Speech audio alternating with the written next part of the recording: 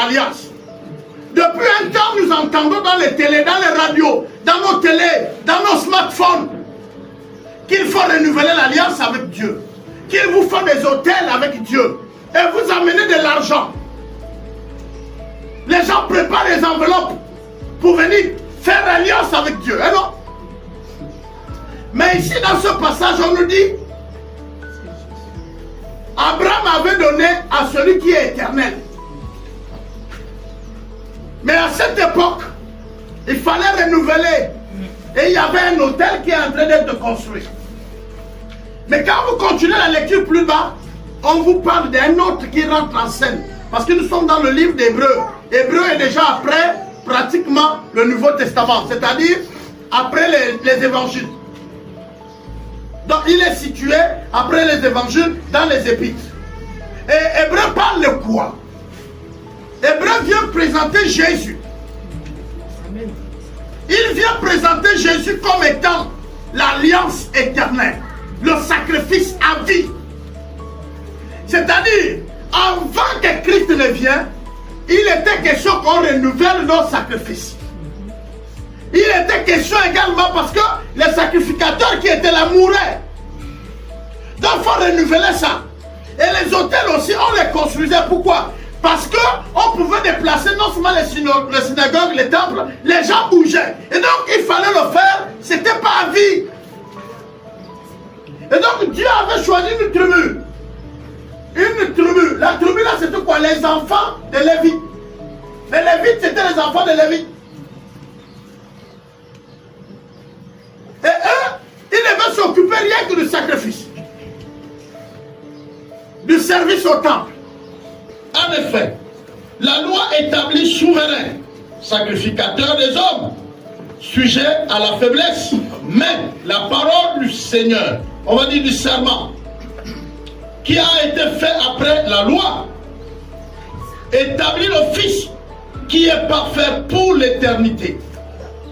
Le Fils n'est pas venu pour que ça s'arrête un moment.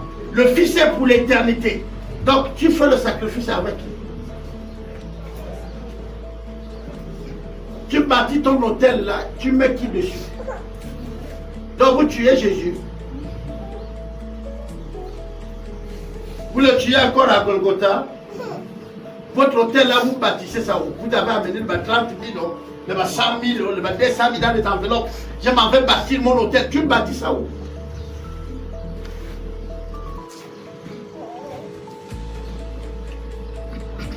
Voilà des choses auxquelles nous, parfois, les serviteurs et les servantes de l'Éternel, on ne prête pas attention. Je vais vous donner quelques versets et nous allons comprendre que l'alliance que Dieu a faite avec nous est une alliance éternelle. Elle se renouvelle tous les matins. Amen, amen. Oui, quand tu te lèves, ce qui est hier, c'est hier. J'ai voulu bien donner notre verset, mais nous allons partir dans 1 Corinthiens 11, le verset 25. Pendant que quelqu'un d'autre va prendre Matthieu 26, le verset 28. De même, après avoir soupé, il prit la coupe et dit, cette coupe est la nouvelle alliance à mon sang. Faites ceci en mémoire de moi, toutes les fois que vous en boirez. Là, il est question de la Sainte Seine. Dieu fait la Sainte Seine pour que nous célébrons l'alliance que nous avons. C'est pas que nous venons faire l'alliance. Nous célébrons. Nous nous rappelons de l'alliance. Nous nous rappelons de ce que lui vient de faire. Il n'est pas question ici qu'on amène de l'argent, qu'on amène des enveloppes ou des sacrifices pour rebâtir notre hôtel. Vous n'avez pas d'hôtel. Le seul hôtel, c'est celui que Christ est mort, c'est à Golgotha. L'hôtel bâti par les mains de Dieu. Ce que je vous parle là, les avertisseurs. Si on vous demande d'amener ça, vous êtes dans la cabale. C'est une secte juive.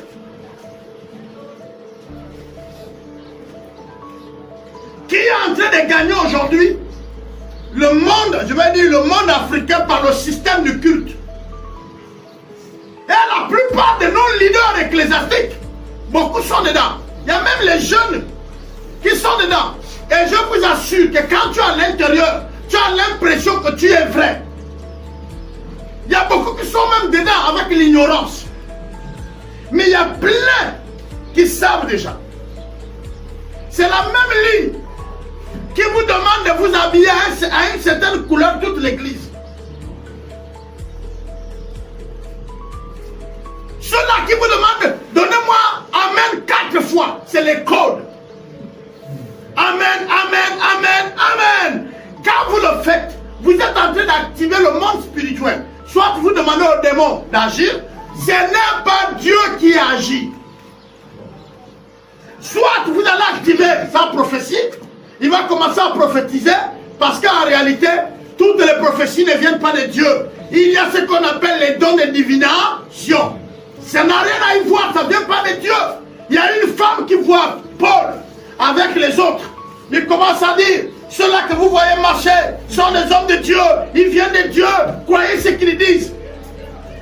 Et il a fait comme ça en plusieurs reprises. Après, ils se sont agacés. Et ils ont dit, tais-toi. L'esprit qui est sorti de là était l'esprit du python. Et aujourd'hui, il y a un phénomène dans l'église du Christ. Même les marabouts se prennent maintenant pour les prophètes. Et nous, le peuple africain, nous sommes déjà bien disposés à les écouter. Pourquoi? Parce que nous sommes des peuples oraux. Oral, c'est-à-dire que nous, on ne nous enseignait pas comme... Vous savez, c'est bien l'école, mais ce n'est pas notre modèle. Quand nos enfants reçus à l'école, donnez-eux bien à manger. Nous, on ne nous a pas instruits comme ça. C'était le père fait, tu regardes. Le soir, il vous raconte une histoire. Mais il y avait une morale à tirer derrière l'histoire. C'est pourquoi aujourd'hui, nos églises, pour la plupart, vous ne lisez pas. Vous avez laissé à vos pasteurs de lire et de venir vous donner les comptes. Après qu'il a parlé, vous tirez une histoire derrière. Et vous vivez votre foi comme ça. C'est pourquoi eux, ils ont compris ça. Ils savent que vous êtes oral. Car ceci est mort. Le sang là est répandu pourquoi? Pour plusieurs. Et il précise que c'est le sang de l'alliance. Vous parlez de quelle alliance que vous venez faire? Vous avez quel argent pour donner à Dieu? Je vous vois mettre 100 000, 200 000, je vous vois même mettre 2 millions dans vos enveloppes. Est-ce que c'est l'équivalent du sang? Mais c'est quelle alliance que vous faites où nous sommes à l'époque de l'Église? Nous ne sommes même plus à l'époque du Nouveau Testament. C'est-à-dire il y a eu l'Ancien Testament, le Nouveau Testament. L'époque où nous vivons là, on appelle ça le temps de la grâce. Et ce temps-là, Dieu nous a tout donné. Maintenant tu mets l'argent dans l'enveloppe qui dit je m'en vais faire le sacrifice, s'il te plaît, explique-moi. Quel sacrifice? Vous scellez quoi? Vous s'aimez quoi? La Bible dit ce que vous allez lier sur la terre serait lié où? Et ce que vous allez délier serait où? Est-ce qu'il a dit lier avec quelqu'une enveloppe? Qui vous a dit que l'argent fait tout? Qui vous a fait croire ça? Qui vous a dit que l'argent lit une prière? Qui vous a dit que l'argent maintient l'exaucement? Qui vous a dit ça? Vous avez lu ça où?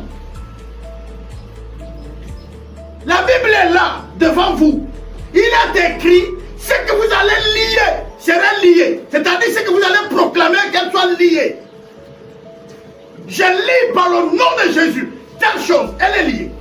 Le donner à Dieu doit être un mouvement de l'intérieur. Le signe de notre reconnaissance. Frère, on va construire le temple. Tu es convaincu que construire le temple est une bonne chose. Tu donnes tes 10 000, tu donnes tes 5 000. Est-ce que vous comprenez? Tu n'es pas convaincu, ne donne pas. Dieu ne va pas te tuer pour ça. Parce que tu n'es pas convaincu. Dieu c'est dans ton cœur. À moins que tu es convaincu que ce qu'on fait là est vrai, et tu retiens l'argent. Dans ce cas-là, il y a un combat. Le combat, ce n'est pas l'extérieur, ce n'est pas l'église avec toi. C'est toi-même et Dieu. Parce que ça se passe dans ton cœur. Dans ton cœur, il y a la conscience qui te dit tu as mal fait. Et puis, il y a toi-même qui dit ah, pardonne-moi. Prochainement, je vais donner. Est-ce que vous voyez? Ça fait comme ça. Donc la guerre est dans ton propre cœur. Ça ne doit pas venir de quelqu'un. Le donner à Dieu n'est pas un mouvement de l'extérieur. C'est une adoration. C'est un signe de reconnaissance. Quand nous donnons à Dieu, c'est que nous témoignons notre reconnaissance. C'est pourquoi c'est une action de grâce. C'est une adoration.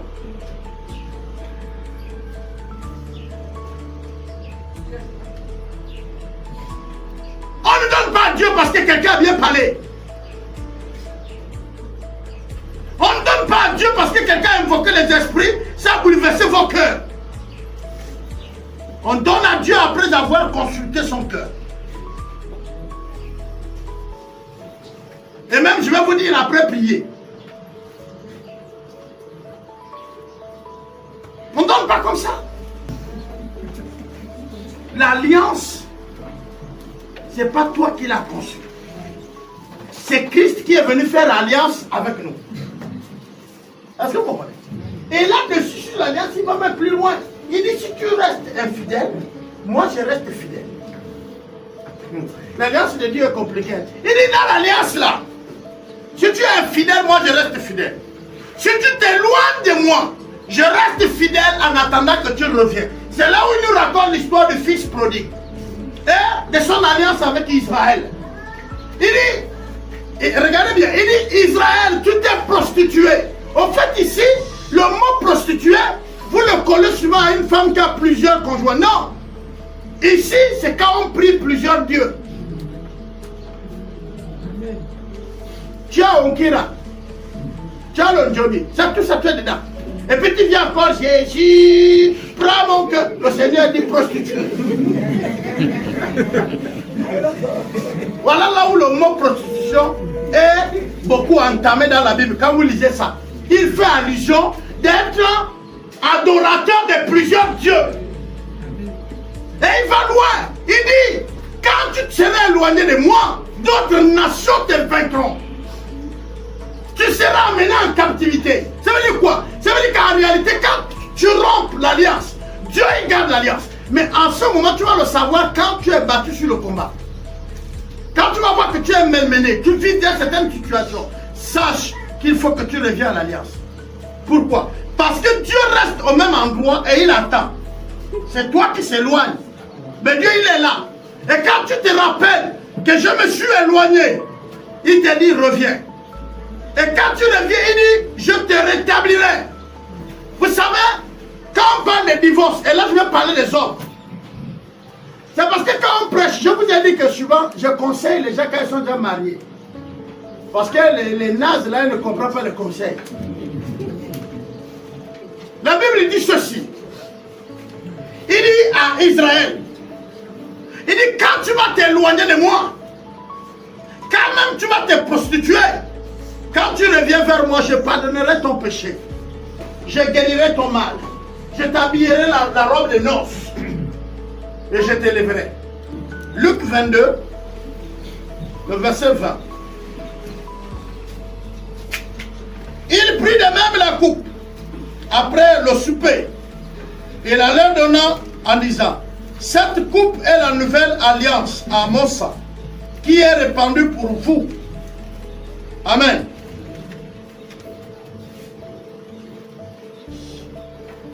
Ce que je voudrais donc nous dire pour terminer, s'il faut l'appeler comme ça, c'est que nous n'avons plus à tisser d'alliance avec qui que ce soit. Toute forme d'alliance que vous allez vouloir tisser, c'est avec un autre esprit. Pourquoi? Parce que la nature a horreur du vide. Si vous prenez votre argent, vous prenez vos biens, pour la plupart, ils ne savent pas que leur argent, c'est leur sueur. Votre argent là, c'est votre sueur. Voilà la sueur là. Vous mangerez la sueur de votre... Voilà. Votre argent, c'est votre sueur. Vous prenez ça. Vous partez faire une alliance. Je ne sais pas avec qui. Dans une maison appelée église. Parce que l'église, c'est d'abord vous-même. Mais vous êtes arrivé dans une maison, comme nous ici on loue. Et on appelle ici église. Et vous amenez votre argent, vous allez donner ça à un gourou qui est là et qui vous tient par la tête en vous faisant croire que vous êtes en train de faire l'alliance avec Dieu, vous êtes perdu. Parce que c'est un esprit qui donnera votre argent. Oui. Il y a beaucoup de révélations avec certains hommes. Je ne dis pas des dieux, mais les hommes, les satans, qui se cachent derrière l'église. Très souvent, c'est même après leur mort qu'on comprend leur histoire. Mais la plupart, c'est les gens que nous vénérons, que nous respectons. Nous sommes prêts à manquer du respect à nos parents pour eux. Les gens qu'on ne connaît même pas. Bien-aimés, le christianisme, c'est aussi la simplicité. Nous n'avons pas à chercher à habiller le nom de Jésus.